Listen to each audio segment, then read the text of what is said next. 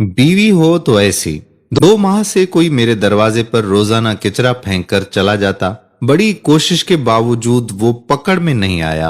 अहलिया ने कहा कि यकीनन ये मोहल्ले का कोई ऐसा बंदा है जो फजर की नमाज बाकायदगी से पढ़ता होगा और मस्जिद जाते हुए ये कारनामा सरंजाम देता जाता होगा।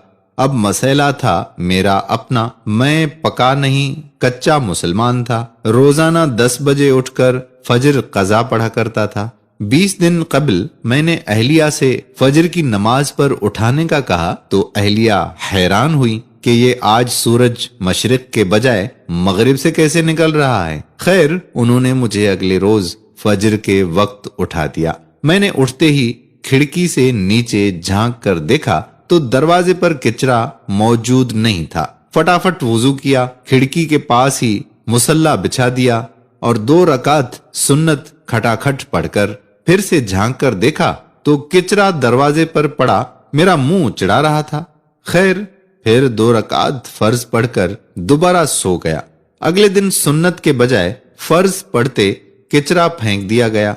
4 दिन इसी तरह से गुजर गए, लेकिन किचरा फेंकने वाले को पकड़ नहीं पाया। 5वें दिन अहलिया कहने लगी, माशाअल्लाह, आप अब फजर की नमाज पढ़ने लगे हैं तो मस्जिद में जमायत के साथ नमाज पढ़ लिया कीजिए ना। बात दिल को अच्छी लगी और 5वें दिन सुन्नत घर में पढ़कर जमायत से 15 मिनट पहले दरवाजे पर कुर्सी लगाकर बैठ गया और मोहल्ले के नमाजी हजरात को आते देखने लगा कि किस नमाजी के हाथ में किचरे का शापर है। लेकिन अफसोस, सारे खाली हाथ आते दिखाई दिए। नमाज पढ़कर आया तो दरवाजे पर किचरा मौजूद नहीं था। 1 हफ्ता मुसलसिल पाबंदी से बाद जमात नमाज पढ़ने के बाद मैंने अहलिया से कहा कि बेगम, अब किचरा फेंकने वाला शायद डर गया है, किचरा नहीं फेंक रहा है। अब आप मुझे फजर के वक्त नहीं उठाना।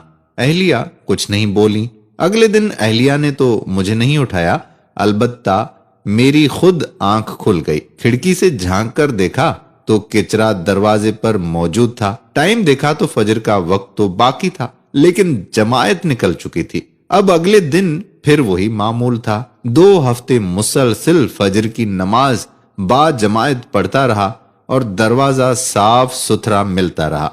2 हफ्ते बाद अब मेरी जमायत से फजर की नमाज पढ़ने की आदत हो चुकी थी और अल्हम्दुलिल्लाह मैं बा जमायत फजर की नमाज पढ़ना शुरू हो गया हूं।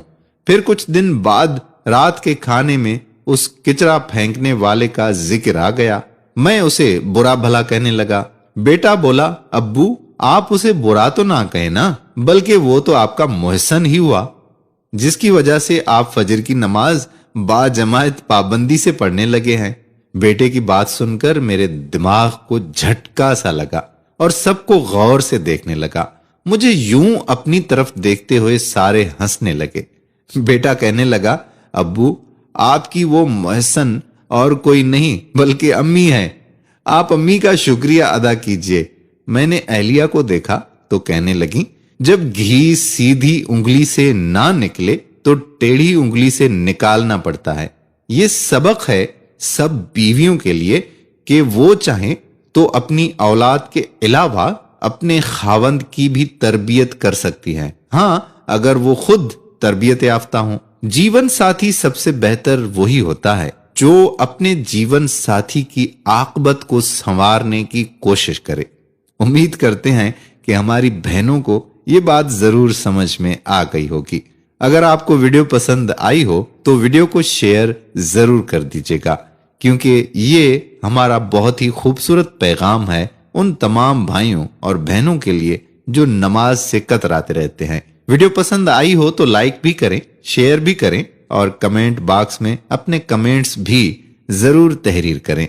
अगर आपने अभी तक हमारा यूट्यूब चैनल राहे हयात ऑफिशियल सब्सक्राइब नहीं किया तो यूट्यूब पर जाएं और राहे हयात ऑफिशियल चैनल को सब्सक्राइब करके बेल के आइकॉन को प्रेस कर लें, ताकि हम वहां पर आपको ताजा तरीन अपडेट्स देते रहें।